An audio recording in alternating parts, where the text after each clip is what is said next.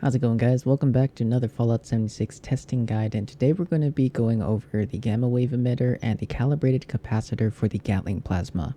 Now, if this video seems to be too long for you and you just want to know the information right out of the gate, the gamma wave emitter is not as strong as the calibrated, even with Pyro and pinpointers. Now, for those who are willing to watch the rest of the video, we're going to be going over the perk cards for the Terror as well as for the Guardian.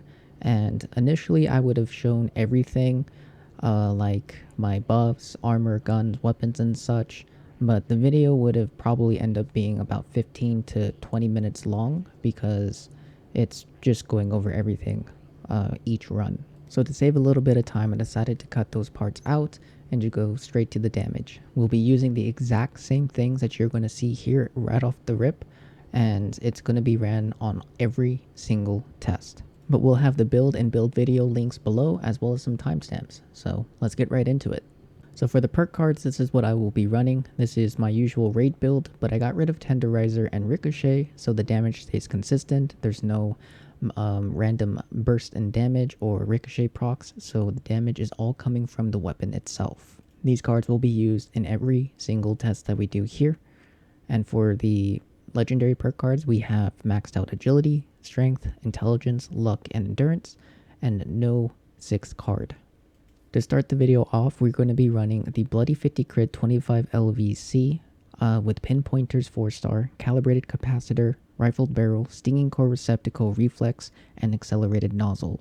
For the buffs, we'll be taking our mutations, so I have no negative effects. This doesn't really affect too much on the build besides some of the passives, as well as a Big Guns bobblehead, a Tesla 9 magazine, overdrive, Nuka-Cola Dark for luck to crit every other shot, and sunshine oil so we have our AP regen while we're using our VATs. We'll be using all of these buffs for each test as well. As for the PA, it is an Overeaters Through Hikers Vulcan set with 4 Rangers mods and the Sawbones.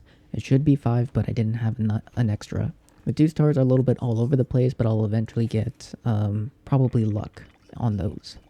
But with that, let's go ahead and check out the damage. So we will be hitting for 1188 for the non-crit and 2257 for the crit. And you can see how much damage we are doing to the HP, and it's looking quite nice. But just a heads up, we'll be stopping every round when we get stunned like that. But let's go ahead and move on to the gamma wave emitter with the pinpointers mod. Every buff is active, we're using the same perk cards, and let's go ahead and check out the damage. Go ahead and take our sunshine oil, and then let's get her done. So we'll be hitting for 867 for the non-crits, and 1756 for the crits. Now again, we will be stopping when we get stunned, and after the next test, we'll show you guys a comparison between all 3 weapons. But you can already see there is a dip in the damage for the non-crits and the crits. For the next set, it's going to be the Gamma Wave Emitter with the Pyromaniacs 4-star mod. All our buffs are active, we took our Sunshine, and we're hitting for 498 for our non-crit. And for our crits, we're hitting for 1472. And our non-crits ended up going up to 590. But already, weirdly enough, Pyromaniacs is not as strong as pinpointers with the gamma wave emitter. But let's go ahead and check a comparison between all the damage types. I apologize for the poor quality, but you can see there is quite a bit of difference between all 3 setups, with the calibrated capacitor pinpointers being the strongest. But let's move on to the Guardian. Now, we're using the same perk cards, legendaries, buffs, and such, but I want to mention that the Ricochet is going to still proc, even though Ricochet is not active, which could possibly be a bug and kind of interesting. But, which I didn't show in the beginning was the armor set, but just to show you guys, this is the set that we're running. Again, Overeaters Through Hikers with 1 Sawbones and 4 Rangers. But with that, let's go ahead and check out the weapon next. So we're going to start things off like we did before, with the Bloody 50 Crit 25 LVC with pinpointers, with the calibrated, rifled, stinging, reflex, and accelerated nozzle. We'll be using the exact same buffs as we did before, which is the Big Guns bobblehead, which is currently active, and the Tesla 9 magazine. We'll also be popping our overdrive, Nuka-Cola Dark, and our sunshine oil. So let's go ahead and check out the damage. I'll be doing some side steps so you guys can see what the damage looks like, because here you can't really see much.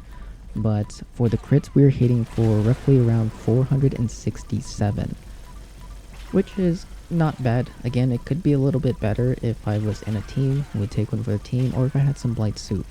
But for the Guardian, we're gonna take out the shield and then show the damage for the torso.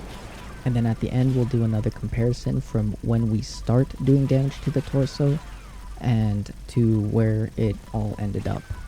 So let's get rid of the shield here real quick and then see what kind of damage we can do. Again, I'll be sidestepping to show damage, so it's going to be a little bit hard to see, and hopefully you guys will be able to catch the numbers that I am stating.